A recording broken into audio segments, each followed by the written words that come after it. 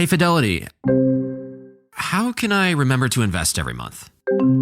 With the Fidelity app, you can choose a schedule and set up recurring investments in stocks and ETFs. Oh, that sounds easier than I thought. You got this.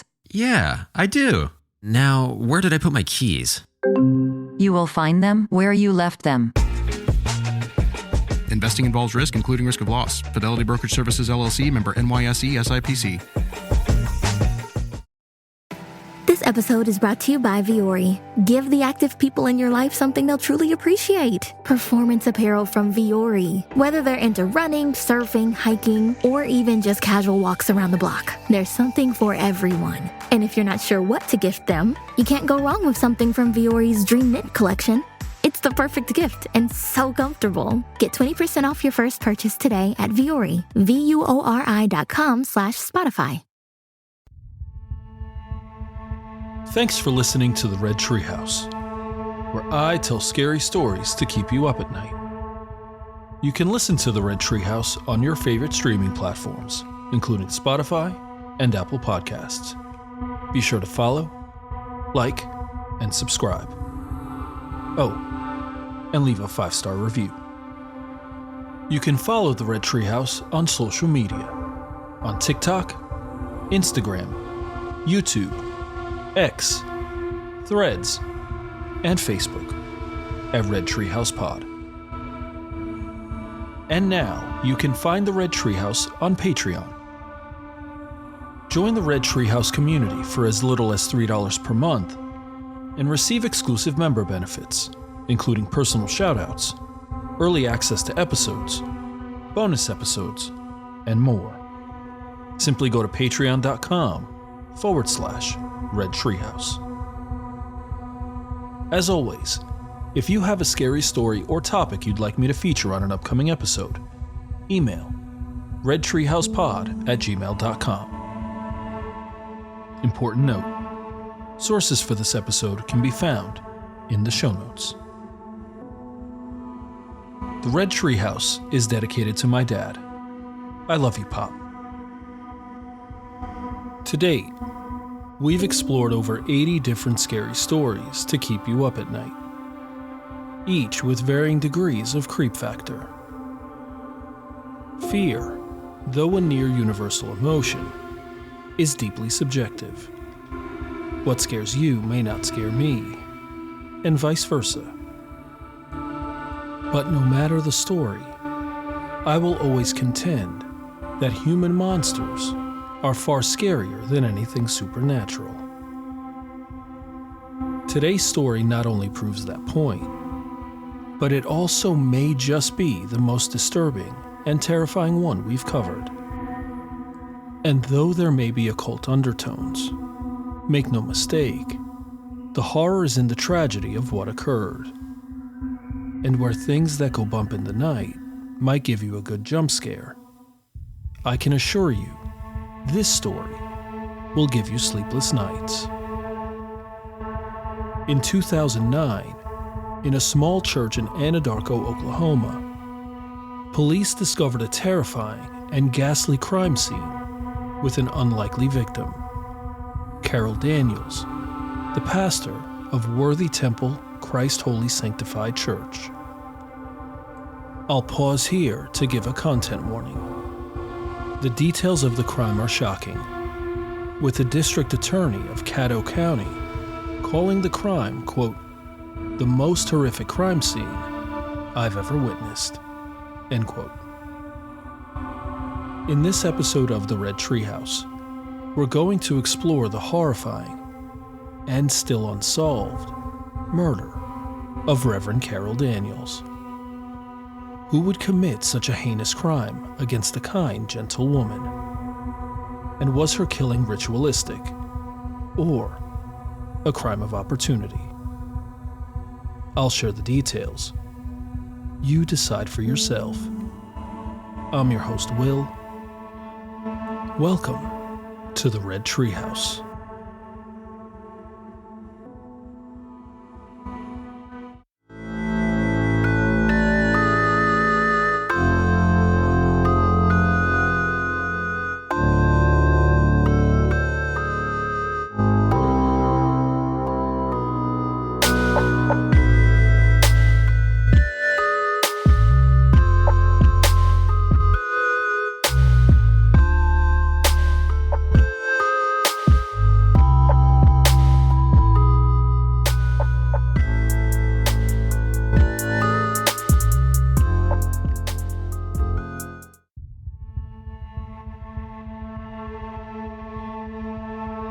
For Reverend Carol Daniels, Sunday, August 23, 2009, started like many others before it, with a near 60-mile drive to Anadarko, Oklahoma, every Sunday to faithfully serve at her local church.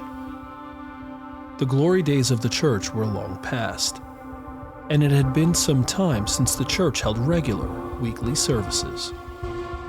In fact, by that fateful Sunday, the church had no regular congregation. Despite this, Reverend Daniels made the long round trip every Sunday, just in case anyone stopped by.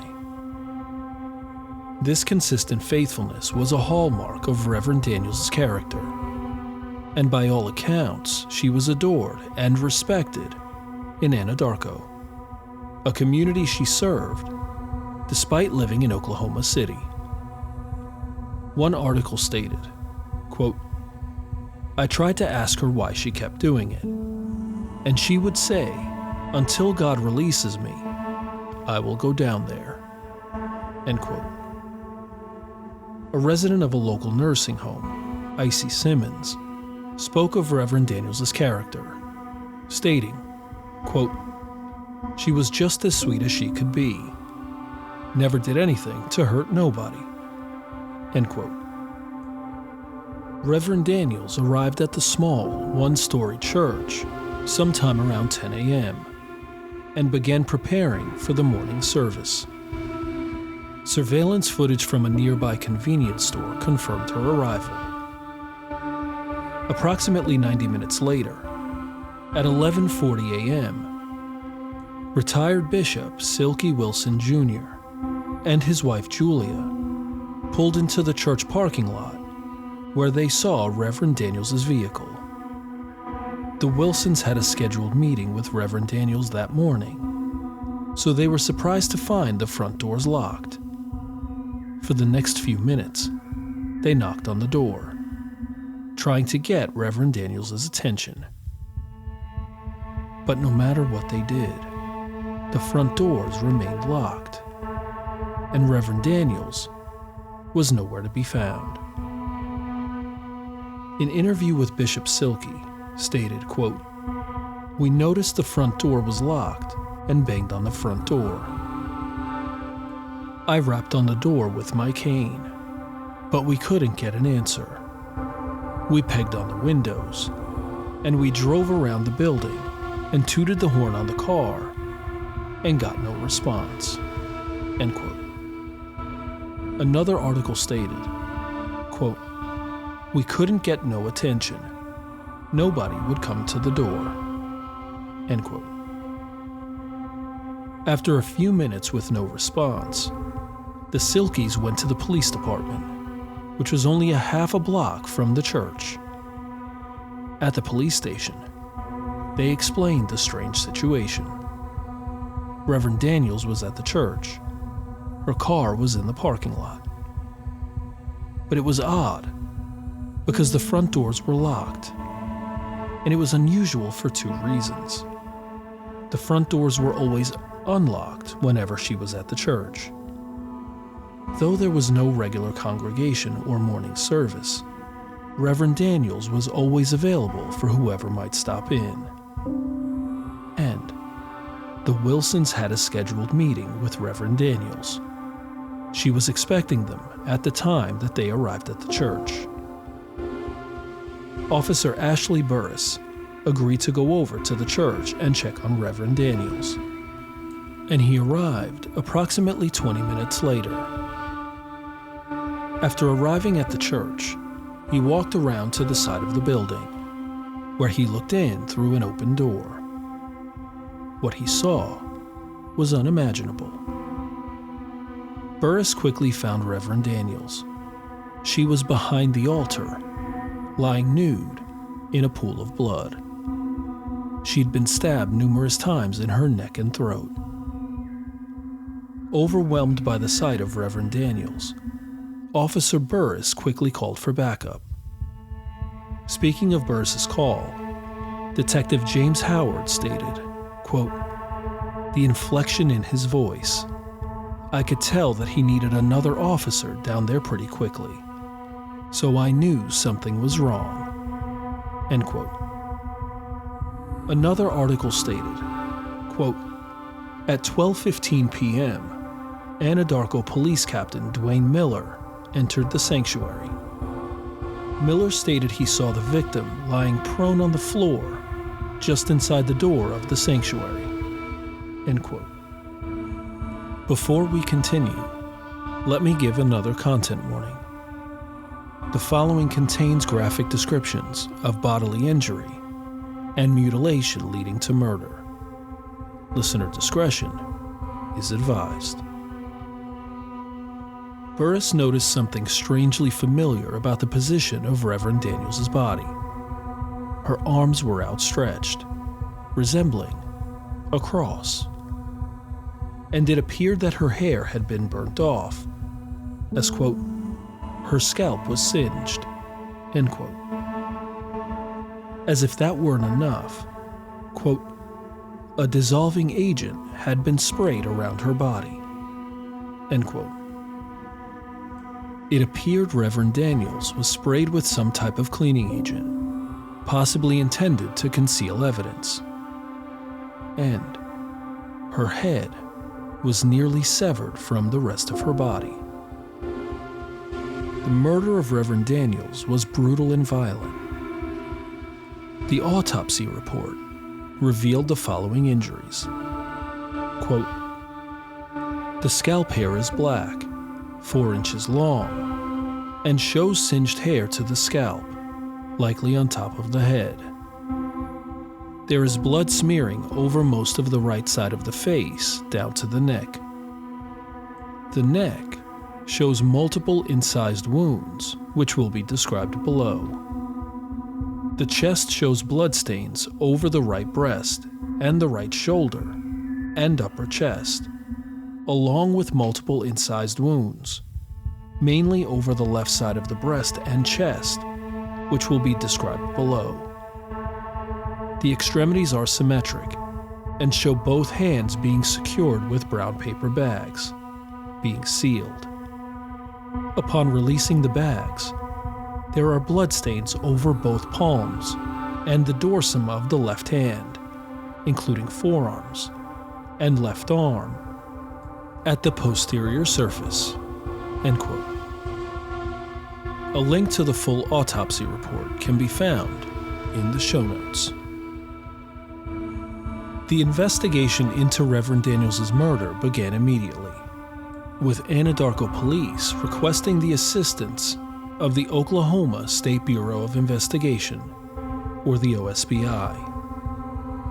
Initially, law enforcement did not share publicly the horrific details of the murder, instead reporting Reverend Daniels had endured, quote, "multiple sharp force injuries," end quote. Information beyond this was scarce, as it appeared law enforcement believed specific details were important to their investigation. Investigators poured into the neighborhood, hoping to find an eyewitness who could point them in the right direction. Despite this, they gleaned little information, as no one seemed to know anything about the crime.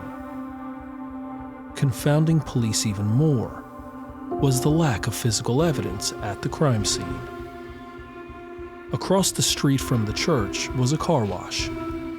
There, investigators found a knife that was 8 to 10 inches long and initially believed to be the murder weapon. However, after some time, it was ruled out. Whoever killed Reverend Daniels took her clothes, purse, and briefcase, and her body was covered in a chemical and her hair singed, likely to destroy DNA evidence. Within days, authorities pulled surveillance footage from a nearby convenience store, which gave them a small ray of hope. The footage showed Reverend Daniels arriving at the church at 10 a.m. that morning. It also showed a figure dressed in white leaving the area of the church around the time of the murder. Something interesting. While surveillance footage showed the figure leaving the church, it did not show the figure entering the church. This led authorities to believe the murderer entered the church through the back door, outside the view of the surveillance camera. Sometime during the investigation, the back door was removed from its hinges and taken for evidence. Seeking help from the public, Anadarko police and the OSBI offered a $10,000 reward in the hope someone would come forward. After the announcement, leads flooded in, but none of them led anywhere. One person, Robert Richardson, caught the attention of police, not as a suspect, but as a potential eyewitness. Richardson claimed he saw a man running out of the church, wearing a ski mask and covered in blood. Consider for a moment the magnitude of Richardson's claim.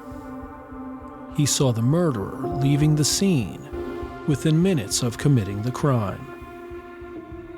One article stated, quote, "Suddenly, I looked up and saw this man leaving the church all covered in blood. I was shocked. He was a big guy, black, bald head, and he was carrying a knife." He turned north along Broadway Avenue, though, so I didn't get a good look at his face. I think he was wearing some sort of overalls, but to be honest, I couldn't really tell. End quote. Despite Richardson's testimony, police were unsure of his claims, in part because Richardson was inebriated when he spoke with police, and in part because his story kept changing. Notice, in one instance he claimed the perpetrator was wearing a ski mask, and in another instance, he was bald. At one point, Richardson was checked out by police, but was quickly ruled out as a suspect. Meanwhile, folks living in Anadarko grew increasingly worried that the killer was still on the loose, and he could potentially strike again. As leads dried up and the suspect list went from short to non-existent, several theories popped up.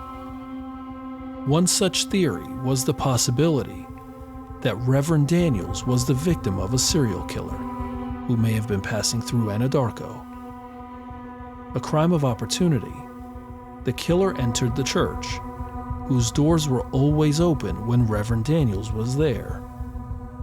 Once inside, the killer closed and locked the doors behind him and murdered her in cold blood. The position of Reverend Daniels' body and the meticulous covering up and removal of potential evidence seemed to fit the theory. Something interesting. For a time, serial killer Israel Keyes was considered a possible suspect, as he was known to travel around the country committing seemingly random murders before moving to his next victim. Despite the initial speculation, this lead was not pursued. We will cover Israel Keyes in an upcoming episode of the Red Treehouse. Another theory was the possibility of a robbery gone wrong, that the killer was someone local to the area, as they seemed to know specific details about Reverend Daniels' movements. It is speculated the killer knew she would be at the church at 10 a.m., would leave the doors unlocked and open, and that they had a brief amount of time to commit the crime. Investigators considered multiple possibilities. Reverend Daniels was murdered by a local drug ring in a robbery gone wrong. The position of her body and the seeming cover-up was part of a ritual sacrifice by Satanists. And someone local had been upset with Reverend Daniels leading to a confrontation and ending in her murder. Despite the abundance of theories, there were few leads, and eventually, the case went cold. Until 2015, 6 years after Reverend Daniels was murdered, when a woman came to police with new information. She claimed Reverend Daniels was murdered by 2 young men who were drug dealers in the area in and around Anadarko. One article stated, quote, "She actually witnessed the suspect with a black blouse and a knife that had blood on it, and it was around the time of Pastor Daniels' murder. She also advised that those items were taken into a shed and burned." End quote. According to this witness, the killers placed the evidence, including Reverend Daniels' clothing, purse, and briefcase, into a shed and burned it down. Despite police investigating this lead, including going to the location of the burned down shed, they were unable to find evidence to corroborate her story. The 2 individuals were questioned, but never charged. And within a few days of sharing this information, the woman died of a drug overdose.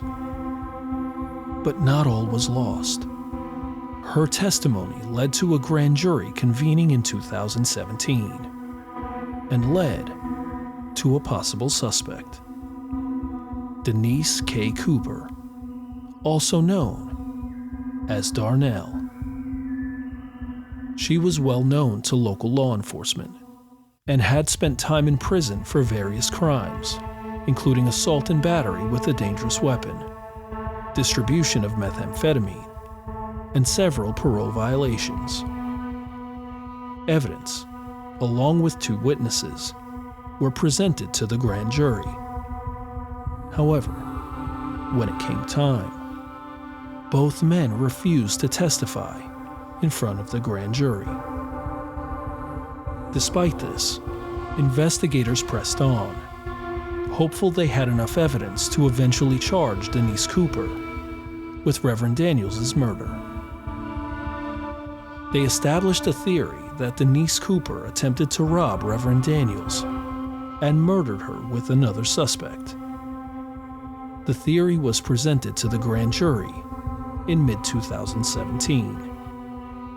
However, there was one problem. Denise K. Cooper died in February 2017 from cancer. Authorities presented evidence after her death, and despite their testimony, the grand jury was unable to decide on the case against Denise Cooper. Subsequently, no charges were filed against her or the alleged accomplices. Caddo County District Attorney Jason Hicks stated, quote, "I knew what it meant. We wouldn't get an indictment. Most likely, we would have to find another avenue to prosecute suspect number 2. End quote. When asked if he thought the case would eventually be solved, he stated, quote, "I look at it this way. It is solved. My question is, will we ever be able to bring it to justice? And I'm not going to stop trying." End quote. To date, nearly 15 years later, the murder of Reverend Carol Daniels remains open and unsolved. Initially, Reverend Daniels' murder was thought to be ritualistic or connected to a Satanist group. However, investigators quickly moved away from this theory and towards it being a crime of opportunity. The possibility that Reverend Daniels' body was positioned to mimic crucifixion was dismissed as unlikely. And while the chemicals poured on her body were initially thought to be a ritual cleansing, it was more likely an attempt to cover up DNA evidence. Despite these shifts, It is largely agreed upon that the murderer, or murderers, were meticulous in committing the crime and covering up the crime scene. It's important to remember Reverend Daniels was well loved by her family, friends, and community. One of her sons, Alvin Daniels, stated his mother, quote, was always joking with us and always taking care of us, even giving her last dollar, even if she didn't have it, end quote. Reverend Carol Daniels was a kind soul, one who was committed to her family, faith, and community. Anyone with information into the murder of Reverend Carol Daniels is asked to call the OSBI tip line at 1-800-522-8017 or email tips@osbi.ok.gov. I'll admit, this case both saddens and scares me. You may not be aware, but I was a former pastor myself, so I understand the strong commitment to faith and community. And though I haven't been a pastor for several years, empathy and compassion for others doesn't just disappear. Reverend Daniels was faithfully caring for her community, and it's tragic that someone in the community turned against her. This case also scares me, less for the supposed ritualistic elements, and more because of the brutality of the crime, and the reality that the case remains unsolved, which means it's possible the killer, or killers, are still somewhere out there.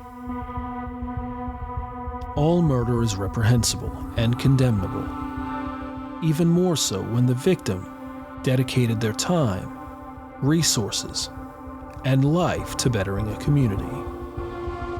By all accounts, Reverend Carol Daniels was an example to follow.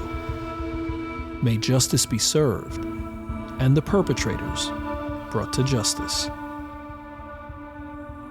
As we close this episode of the Red Treehouse, we're left with these lingering questions. Who would commit such a heinous crime against a kind, gentle woman? And was her killing ritualistic or a crime of opportunity? I've shared the story. Now you decide for yourself.